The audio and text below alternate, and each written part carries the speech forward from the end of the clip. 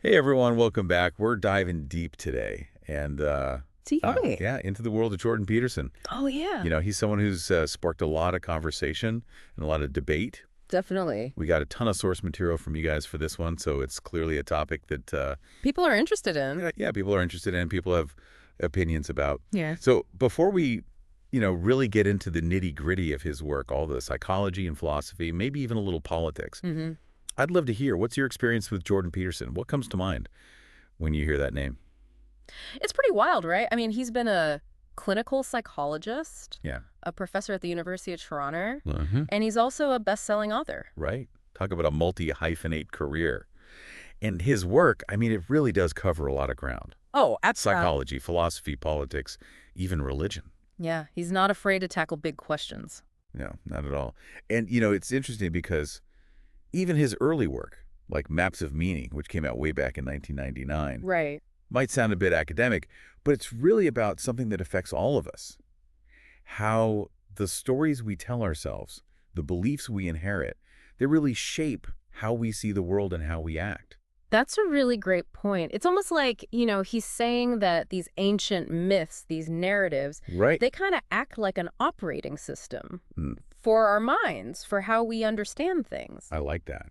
It's a framework, Exactly. Yeah. even if we don't realize it. Yeah, exactly. And by recognizing those patterns, those kind of archetypes, Yeah. he's saying we can get a better understanding of Our ourselves. own behavior, our motivations, why we do the things we do. Absolutely. So it's like he's bridging this gap between ancient wisdom and, modern psychology, Absolutely. Yeah. which is really cool. And then, he kind of took a turn towards more practical advice with his book, 12 Rules for Life, Oh, yeah, that was huge. which, it was a huge hit, a bestseller, and it offered people this really kind of clear set of guidelines for navigating life. And who doesn't love a good numbered list? Exactly.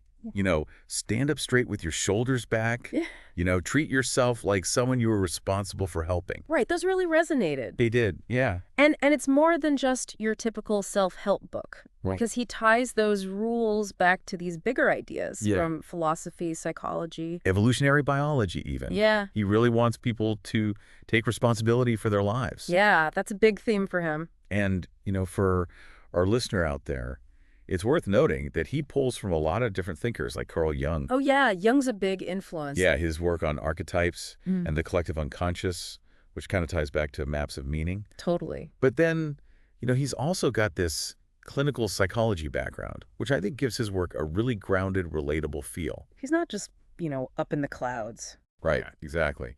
And it's interesting because while he's talking about all this personal growth and taking responsibility, there's also this whole other side to Peterson, Mm-hmm. where he becomes this, controversial public figure. Yeah, you can't really talk about Peterson without talking about the controversy. Exactly. And a lot of that really started with his criticisms of Bill C-16 in Canada, Right. which was legislation dealing with gender identity and expression. Yeah. And it's important for our listener to know that, we're just presenting this as it appears in the sources. Of course. We're not taking sides here. Right, just laying it all out. Exactly. But Peterson argued that this bill could lead to compelled speech, basically forcing people to use certain pronouns. Yeah, that was his concern. That he felt that, infringed on free speech rights. Mm-hmm. And this obviously sparked a huge debate. Huge. I mean, a lot of people criticized him, Absolutely. but it also made him this incredibly, well-known figure, Yeah, it really put him on the map. especially online. I mean, his lectures on YouTube, Oh, yeah, that's blew up. millions of Yes, views. it is. He has a podcast. Mm-hmm. He's interviewing all these different thought leaders. From all walks of life. Exactly. So Yeah. this willingness to really, get into these controversial topics, Yeah, he doesn't shy away. I think that really contributed to his appeal, especially for younger people Mm-hmm. who maybe are looking for something different, a different perspective. Definitely. They're looking for, someone who's not afraid to challenge the status quo. Exactly. Mm. So, okay, we've talked about Maps of Meaning. We've talked about 12 Rules for Life. We've talked about this controversy. Mm-hmm. But if we were to kind of zoom out a little bit, Right. what are the big overarching themes that run through all of Peterson's work? Yeah, that's a great question. I mean, one of the big ones that jumps out to me is this emphasis on personal responsibility, Yeah. taking ownership of your life, Mm. self-discipline. Mm. And this idea that, facing your challenges head on Mm. instead of avoiding them, that's actually the path to finding meaning. Right, leaning into the discomfort. Absolutely. And, that message, it really resonates with a lot of people. Especially, yeah, in today's world where things can feel so chaotic. Yeah, people are looking for some kind of structure, some kind of purpose. Right. And for our listener who's really into tracing these intellectual lineages, it's worth mentioning that Peterson's work, it's got the Jungian influence. Yeah. But he's also drawing from Christian theology, Mhm. existential philosophy. So he's pulling from all these different sources. Yeah, It's not just, warmed over self-help. No, not at all. He's really trying to synthesize these ideas in a way that speaks to the anxieties that people are feeling today. Right.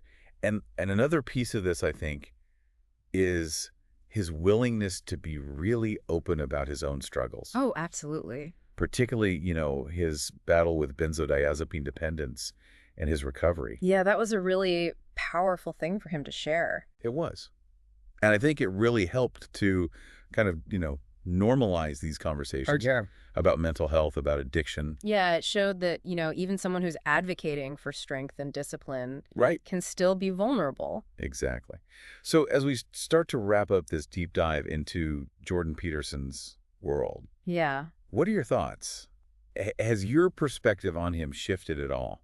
It's a lot to process, right? We've talked about everything from ancient myths to modern self-help, Yeah. from free speech debates to, personal vulnerability. And hopefully this deep dive has given you a more, nuanced understanding of his work Mm-hmm. and the impact that he's had on so many people. Definitely. And as you continue to explore his books, his lectures, whatever it is that kind of sparked your interest. Keep those questions in mind. Yeah, keep those questions in mind. Because, the journey doesn't end here. It doesn't. And remember, the best way to form your own opinion is to keep learning, keep questioning. And keep engaging with those different perspectives. Exactly. So until next time. See you then.